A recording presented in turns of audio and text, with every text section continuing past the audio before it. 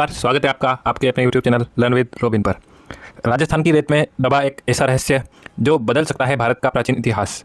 डीग जिले के भाज गांव में मिली है एक 3500 साल पुरानी सभ्यता की कहानी, जहां यज्ञ कुंड, टेराकोटा मूर्तियां और ब्रह्मी लिपि के संकेत मिले हैं।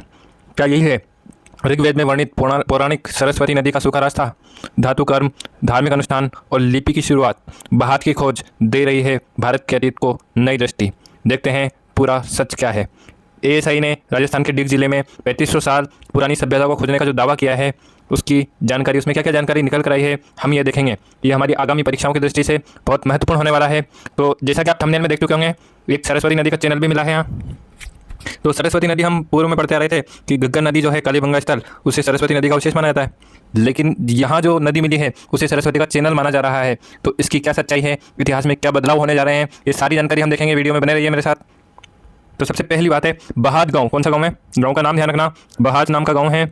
डीग जिला है, डीग पहले भरतपुर में आता था, वर्तमान में स्वतंत्र जिला है। उसमें 3500 से 1000 ईसा पूर्व के मध्य की जो सभ्यता है उसके अवशेष प्राप्त हुए हैं। स्थान और कालखंड, तो अनुमानित कालखंड इसका है 3500 से 1000 ईसा पूर्व का अनुमान लगाया है। 2024 से एस्केलेशन खुदाई चल रही है और माइकोलिथिक युग से लेकर महाजनपद काल तक के यहाँ प्रमाण मिले हैं। कब के प्रमाण मिले हैं? माइकोलिथिक युग से लेकर और महाजनपद काल के यहाँ प्रमाण मिले हैं ना।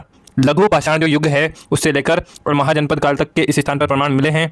ऋग्वैदिक काल की संभावित सरस्वती नदी, इसे जो पुरातत्वविद हैं जिन्होंने खुदाई का कार्य किया है उन्होंने माना है, एएसआई ने अपने स्टेटमेंट में कहा है कि ऋग्वेद काल की जो सरस्वती नदी है उसके अवशेष हो सकते हैं, उसका पेलियो चैनल हो सकता है। पेलियो चैनल कहा जाता है कोई नदी जब विलुप्त हो जाती है तो उसके जो सूखा हुआ मार्ग होता है इसको पेलियो चैनल के नाम से रहता है।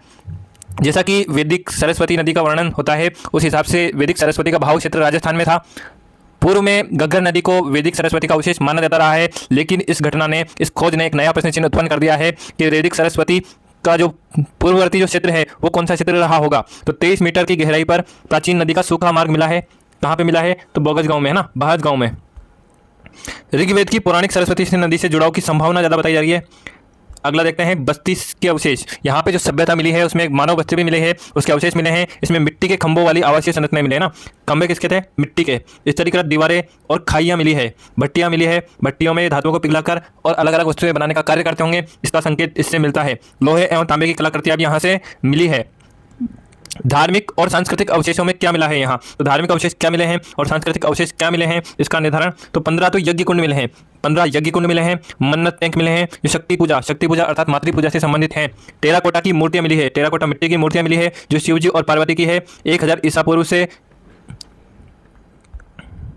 लिपि और मुद्रा के प्रमाण है ना। तो लिपि कौन सी मिली? यहाँ की लिपि, किस लिपि के अवशेष मिले हैं ये देखेंगे। तो 4 कच्ची मुहरें मिली हैं यहाँ। 2 पर ब्राह्मी लिपि के प्रारंभिक अक्षर है ना, 2 जो मुहरें हैं उन पर ब्राह्मी लिपि के प्रारंभिक अक्षर है। ब्राह्मी लिपि का प्रयोग अशोक ने अपने अभिलेखों में भी किया था। बिना लेख वाले तांबे के सिक्के मिले हैं ना, ऐसे तांबे के सिक्के मिले हैं जिन पर कोई भी लेख उत्कीर्ण नहीं है। भारत में मुद्रा की उत्पत्ति पर नई दृष्टि पड़ेगी। इसमें पहली बार भारत में ऐसा हुआ है कि बिना लेख वाले तांबे के सिक्के कहीं से मिले हैं, तो इससे पता लग सकेगा भारत में मुद्रा का प्रचलन कब से आरंभ हुआ होगा। अगला है शिल्प और दैनिक जीवन के संकेत। तो शिल्प कौन से मिले हैं? यहाँ से मिले हैं हड्डी के औजार मिले हैं, अर्ध कीमती पत्थरों के मोती मिले हैं, शंख की चूड़ियां मिली है, माइकोलिथिक औजार मिले हैं और पूर्व होलीसीन सभ्यता की यहाँ संभावना बताई जा रही है ना। पूर्व होलीसीन जो सभ्यता है उसकी यहाँ पर संभावना बताई जा रही है कि पूर्व होलीसीन जो सभ्यता है वो यहाँ पर एक समय रही होगी। इसकी खोज का क्या विशेष महत्व है? ये विनय गुप्ता जी का स्टेटमेंट है जो अधीक्षक है पुरातत्वविद एएसआई जयपुर के। तो उनका स्टेटमेंट है, यह एक अभूतपूर्व खोज है, यह एक अभूतपूर्व खोज है जो यह दिखाती है कि प्राचीन जल प्रणालियों ने सभ्यता के विकास में अहम भूमिका निभाई। इससे क्या चुनौतीपूर्ण प्रश्न खड़ा होता है ये देखते हैं। तो क्या यह वाकई ऋग्वेद की सरस्वती नदी है? ये नया प्रश्न खड़ा कर दिया है इस खोज ने, क्योंकि सरस्वती नदी का अवशेष तो घग्गर नदी को माना जाता रहा है और घग्गर नदी, कालीबंगा सभ्यता और ये जो डीग की सभ्यता है इनमें काफी दूरी है। क्या यह भारत की मुद्रा, लिपि और धार्मिक अनुष्ठानों की उत्पत्ति का नया स्रोत बनेगा? अब इस सभ्यता की और खोज की जानी है और एस्केलेशन इसमें होना है और इसके बारे में और जो शोध पत्र प्रकाशित होंगे उनसे हमें पता चल पाएगा इस सभ्यता में क्या क्या विशेष चीज़ें मिली है और कितनी पुरानी सभ्यता है, मेसोपोटामिया से पुरानी है, किस सभ्यता से संबंधित है, कालीबंगा से संबंधित कितने स्थल हैं, मोहनजोदड़ो, सिंधु सभ्यता, इनसे इसका क्या संबंध रहा है। ये सारी जो क्लियर होगी बातें, ये जब इनका जर्नल पब्लिश होगा तब ये सारी बातें क्लियर हो पाएगी। इसका निष्कर्ष यह है कि बहात गांव की जो खोज है वो भारत के इतिहास में एक नया अध्याय जोड़ सकती है।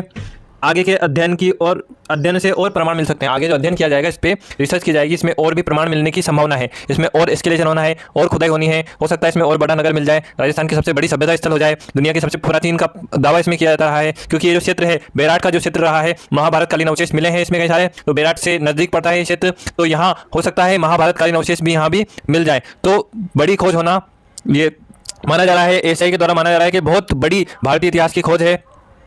वीडियो को पूरा देखने के लिए बहुत बहुत धन्यवाद। अगर आपको कंटेंट पसंद आया हो तो चैनल को लाइक करें, सब्सक्राइब करें। बहुत बहुत धन्यवाद।